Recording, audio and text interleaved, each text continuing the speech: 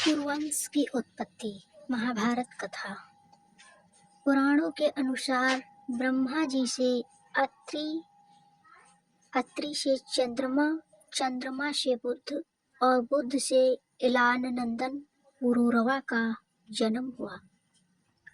पुरूरवा से आयु, आयु से राजा, राजा नहुष और नहुष से ययाति उत्पन्न हुए।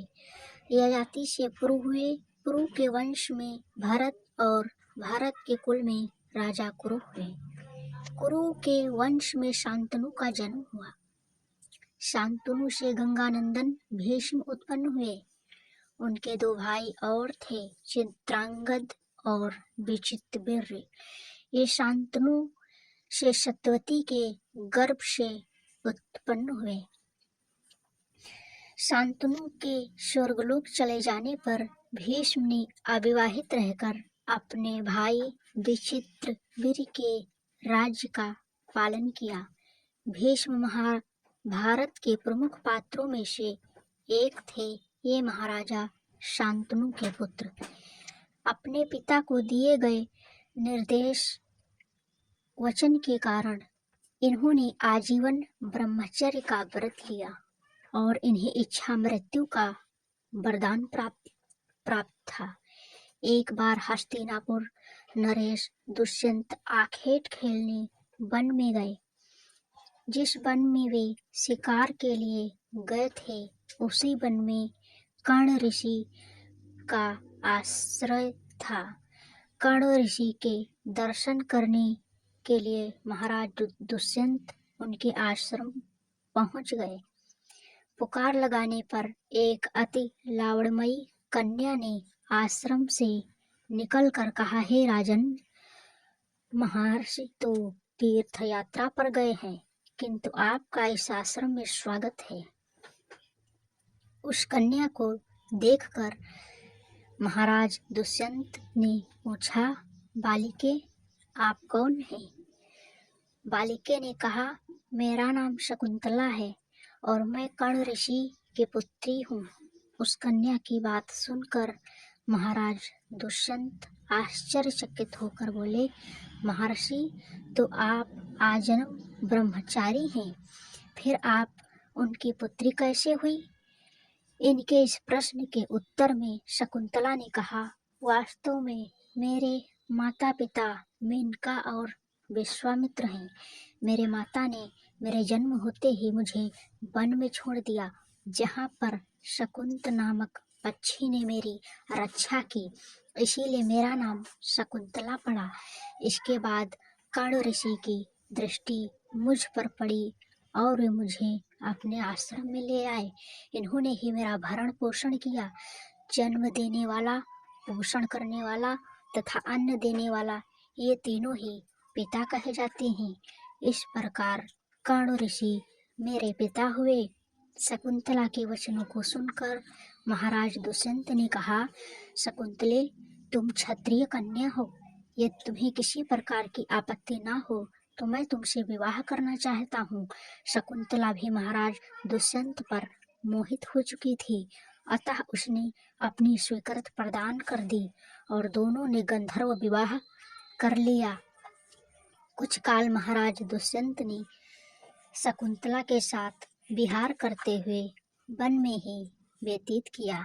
फिर एक दिन वे शकुंतला से बोली, प्रियतमी, मुझे अब अपना राजकार्य देखने के लिए हस्तिनापुर प्रस्थान करना होगा।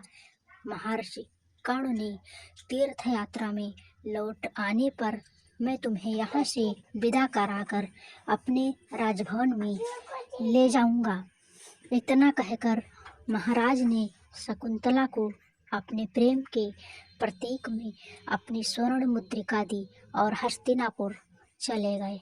एक दिन उसके आश्रम में दुर्वासा ऋषि पधारे। महाराज दुष्यंत के विरह में लीन होने के कारण शकुंतला को उनके आगमन का ज्ञान भी नहीं हुआ और उसने दुर्वासा ऋषि का यथोचित स्वागत सत्कार नहीं किया। दुर्वासा ऋषि ने अपने अपमान समझा और क्रोधित होकर बोले, बालिके, मैं तुम्हें शाप देता हूँ, कि जिस किसी के ध्यान में लीन होकर तूने मेरा निरादर किया है वह तुझे भूल जाएगा। दुर्वासा ऋषि के शाप को सुनकर शकुंतला का ध्यान टूटा और वह उनके चरणों में गिर गई, क्षमा प्रार्थना करने लगी। शकुंतला के क्षमा प्रार्थना से द्रवित होकर दुर्वासा ऋषि ने कहा, अच्छा, यदि तेरे पास उसका कोई प्रेम चिन्ह हो तो उस चिन्ह को देखकर उसे तेरी स्मृति हो जाएगी। महाराज दुष्यंत से विवाह से शकुंतला गर्भवती हो गई थी। कुछ काल पश्चात कर्ण ऋषि यात्रा से लौटे तब शकुंतला ने उन्हें महाराज दुष्यंत के साथ अपने गंधर्व विवाह के विषय में बताया। इस पर महर्षि कर्ण ने कहा, पुत्री विवाहित कन्या का पिता के घर में रहना उचित नहीं है। अब तेरे पति का घर ही तेरा घर है। इतना कहकर महर्षि ने शकुंतला को अपने शिष्यों के साथ हस्तिनापुर भिजवा दिया। मार्ग में एक सरोवर में आचमन करते समय महाराज दुष्यंत की दी शकुंतला की अंगूठी, जो कि प्रेम चिन्ह थी, सरोवर में ही गिर गई। उस अंगूठी को एक मछली निगल गई। महाराज दुष्यंत के पास पहुंचकर कर्ण ऋषि के शिष्यों ने शकुंतला को उनके सामने खड़ी करके कहा, महाराज, शकुंतला आपकी पत्नी है, आप इसे स्वीकार करें। महाराज तो दुर्वासा ऋषि के शाप के कारण शकुंतला को विस्मृत कर चुके थे, अतः उन्होंने शकुंतला को स्वीकार नहीं किया और इस पर उल्टा होने का लांछन लगाने लगे। शकुंतला का अपमान होते ही आकाश में जोरों की बिजली कड़क उठी और सबके सामने उसकी माता मेनका उसे उठा ले गई। जिस मछली ने शकुंतला की अंगूठी को निगल लिया था, एक दिन वह एक मछुआरे के जाल में आ फंसी। जब मछुआरे ने उसे काटा तो उसके पेट में अंगूठी निकली। मछुआरे ने उस अंगूठी को महाराज दुष्यंत के पास भेंट के रूप में भेज दिया। अंगूठी को देखते ही महाराज को शकुंतला का स्मरण हो आया और अपने कृत्य पर पश्चाताप करने लगे। महाराजा ने शकुंतला को बहुत ढूंढवाया किंतु उसका पता नहीं चला। कुछ दिनों बाद वह देवराज इंद्र के निमंत्रण पाकर देवासुर संग्राम में उनकी सहायता के लिए महाराज दुष्यंत इंद्र की नगरी अमरावती गए। संग्राम में विजय प्राप्त करने के पश्चात जब वे आकाश मार्ग से हस्तिनापुर लौट रहे थे तो मार्ग में उन्हें कश्यप ऋषि का आश्रम दृष्टिगत हुआ। उनके दर्शन के लिए वे वहां रुक गए। आश्रम में एक सुंदर बालक एक भयंकर सिंह के साथ खेल रहा था। मेनका ने शकुंतला को कश्यप ऋषि के पास लाकर छोड़ा था तथा वह बालक शकुंतला का ही पुत्र था। उस बालक को देखकर महाराज के हृदय में प्रेम की भावना उमड़ आई। वे उसे गोद में उठाने के लिए आगे बढ़े तो शकुंतला सखी चिल्ला उठी, हे भद्र पुरुष, आप इस बालक को ना छुएं, अन्यथा उनकी भुजा में बंधा काला डोर सांप बनकर आपको डस लेगा। यह सुनकर भी दुष्यंत स्वयं को ना रोक सके और बालक को अपने गोद में उठा लिया।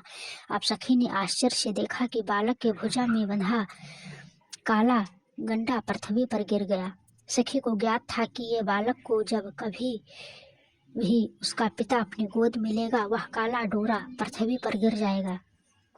सखी ने प्रसन्न होकर समस्त वृत्तांत शकुंतला को सुनाया। शकुंतला महाराज दुष्यंत के पास आई। महाराज ने शकुंतला को पहचान लिया। उन्होंने अपने कृत्य के लिए शकुंतला से क्षमा प्रार्थना किया और कश्यप ऋषि की आज्ञा लेकर उसे अपने पुत्र सहित अपने साथ हस्तिनापुर ले आए। महाराज दुष्यंत और शकुंतला के इस पुत्र का नाम भरत था। बाद में वे भरत महान प्रतापी सम्राट बने और उन्हीं के नाम पर हमारे देश का नाम भारतवर्ष हुआ।